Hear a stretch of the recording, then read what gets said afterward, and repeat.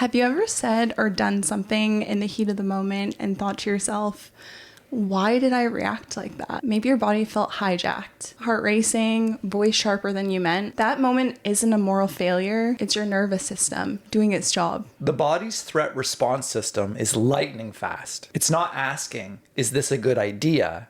It's asking, am I safe? And what we want to explore today is how to work with that system. How to recognize when the nervous system is taken over and how the observing self can gently step back in, because there's a world of difference between reacting and responding. Welcome back to the Zen Social Worker. I'm Jess Gordon, therapeutic counselor and BSW candidate. Hi, I'm Steve Farrell, therapeutic counselor, yoga teacher, meditation teacher, And author.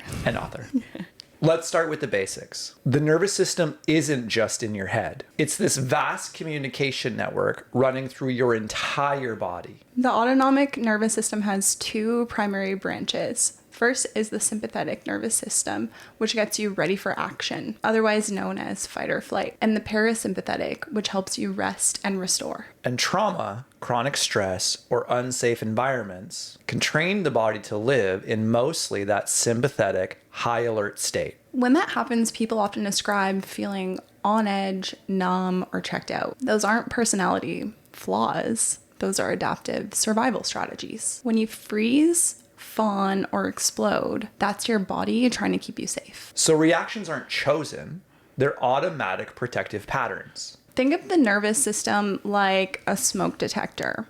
Sometimes there's a fire, and sometimes you're just cooking toast. They go off even when there's not an actual threat of fire. Healing starts when we learn to notice that alarm without letting it run our lives. So where does the self come in? In acceptance and commitment therapy, we call this self as context, the perspective from which you can observe thoughts, feelings, and emotions and sensations without becoming consumed by them. It's that moment of awareness that says, something inside me is reacting, but there's also a part of me that can observe that happening. Almost like stepping behind the waterfall instead of being swept away by it. From that space, you can hold compassion for what your body is doing. You don't have to suppress the reaction or justify it or judge it. You can simply notice it. That noticing is what allows for regulation and choice. And that's powerful because most of us weren't taught that we have an observing self. We were taught to either control our emotions or justify them, not just simply notice them. Noticing creates that space Viktor Frankl talked about between stimulus and response, and this is where freedom lives. From that space, we can choose actions that align with our values rather than our fear. Okay, so awareness gives us space, but when I'm flooded, my heart pounding, I'm angry or shut down, awareness alone doesn't always feel accessible. And that's because you can't think your way out of your body's state. The prefrontal cortex, the part of your brain that handles reasoning, literally goes offline when the nervous system perceives danger. So we start bottom up, not top down.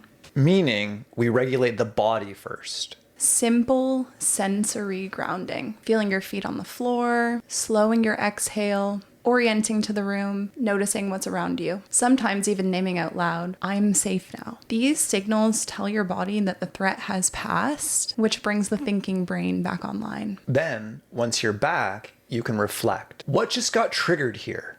Instead of acting out. Responding means acknowledging what your body experienced and bringing your values into the room. For example, my nervous system wants to defend right now, but my value is connection. Can I take one breath here and then speak from that value? That's psychological flexibility in action, moving from protection to presence. Flexibility doesn't mean calm all the time.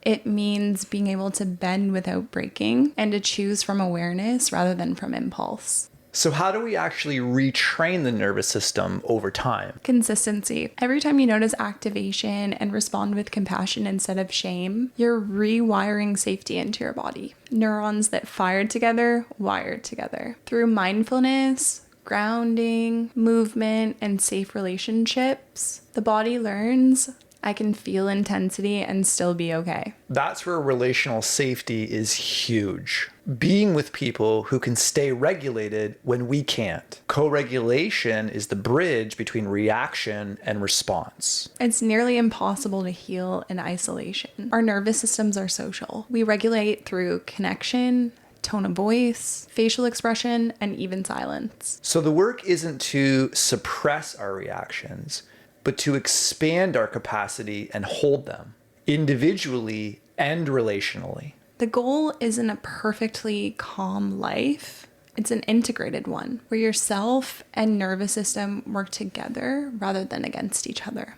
So the next time you notice yourself reacting, pause, ask, is this my nervous system or myself? Can I honor the body's need for safety and the self's desire for wisdom? Reaction is the body saying, I need protection. Response is yourself saying, I'm here and we're safe enough to choose. That's the conversation we want you to practice. Not between yourself and another person, but between yourself and your body. Because healing doesn't happen by controlling the nervous system. It happens by befriending it. Your nervous system isn't the problem, it's the messenger. And when you start listening, you'll find that even your most reactive moments can become invitations to reconnect. If this resonated with you, subscribe for more conversations on psychological flexibility, trauma-informed healing, and living with awareness. Make sure you like this video, share it with your friends because you never know who in your world this might help. And make sure to check out the Act Essentials app where we have practices where you can connect with self as context and begin practicing this in your everyday life. Thanks so much. Bye.